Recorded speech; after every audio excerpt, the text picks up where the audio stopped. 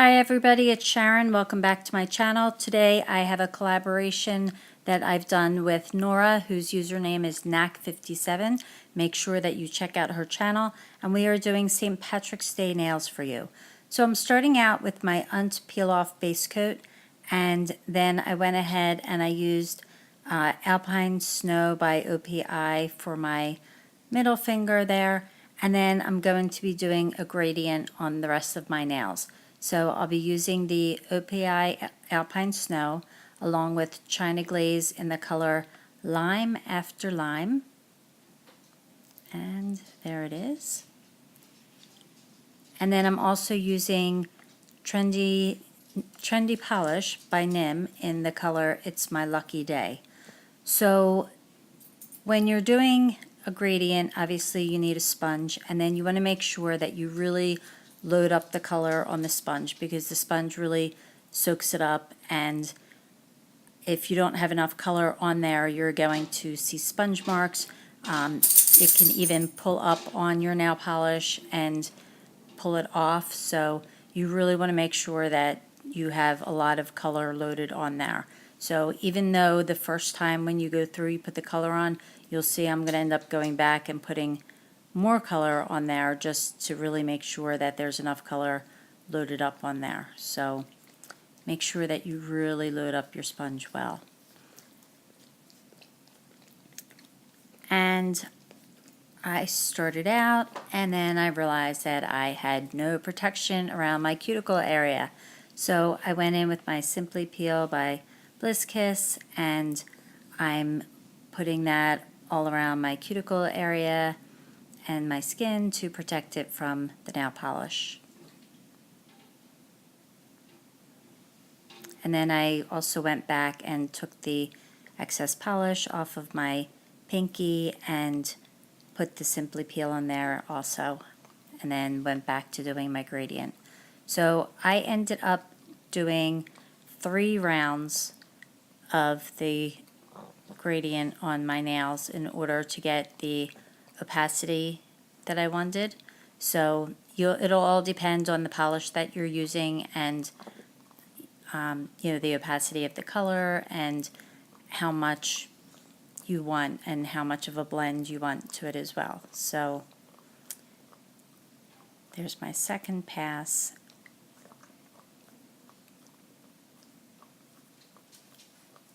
And here they are with the third pass. And then I went over with my clear polish and just gave them all a coat of clear, because then I'm going to be doing designs over it. And there's some peel porn for you of removing the Simply Peel.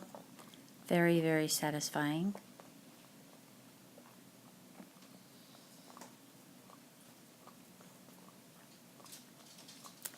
I'm using my Nailed It from New Zealand cleanup brush, and I have a little bottle there of acetone, and I'm just going to be doing my cleanup with that.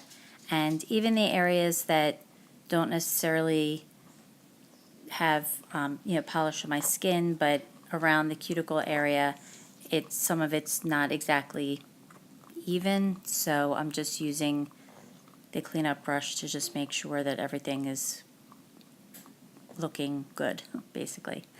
And then I'm using the Nailed It from New Zealand dotting tool, and I use this in my Valentine's Day video. If you didn't get a chance to see that, make sure that you check it out.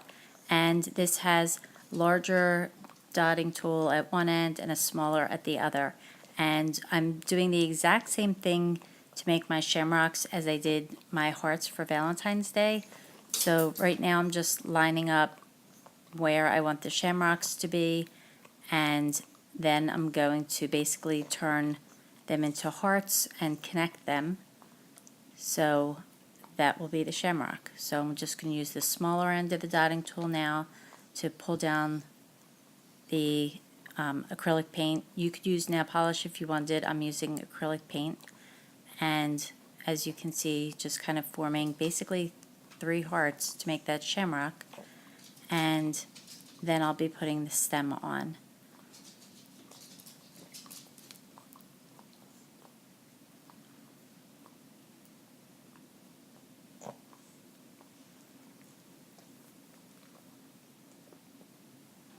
And when I did the stem, I just kind of did a little curve at the bottom just to give it a little bit of texture there, and instead of having it come straight down.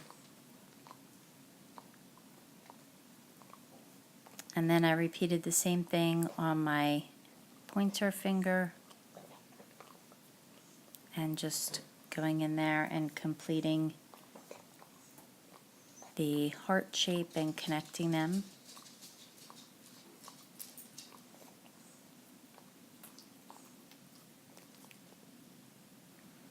And I'm doing this the exact same way that I did my pinky finger as well.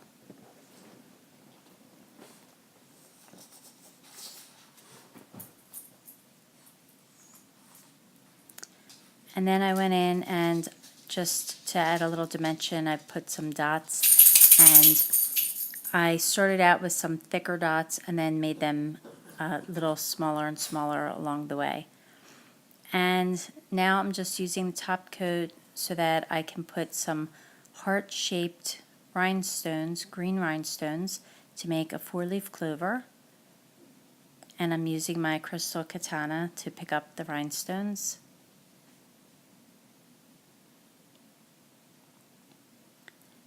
And I'm just using that dotting tool again to just draw the stem for the 4-leaf clover, and then again adding in some dots just to give it a little dimension and a little more interest.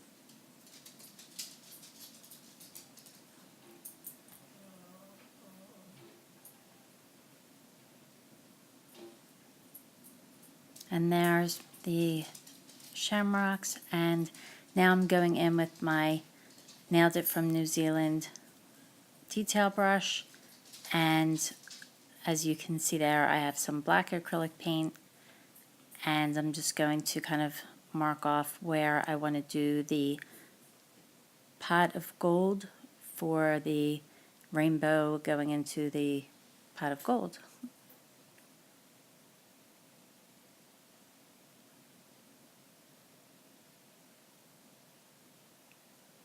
I just kind of sketch out and try to figure out how wide I would want it to be and if I want to have it curved or not. So, and the great thing about using acrylic paint is that if you don't like how something turned out, you can just use water to wipe it off too.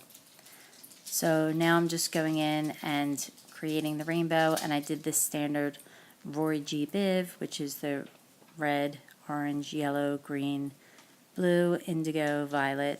I didn't have a separate indigo and violet, and I'm using a lavender, which is a little bit light, so I mixed the blue in with it just to darken it up a bit.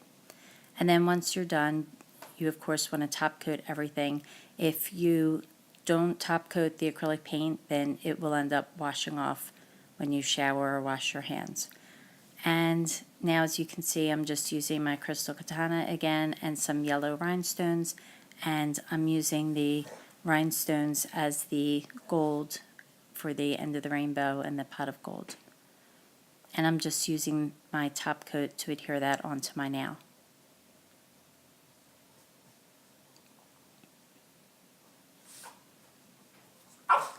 And then, I don't know the name of this, but it's just a very fine glitter polish, and I'm putting that on my thumb, and that is the final result. I hope you enjoyed this video. I hope you learned something. Please make sure that you are subscribed, give it a thumbs up. Thank you so much for watching, and I will see you in the next video. Take care.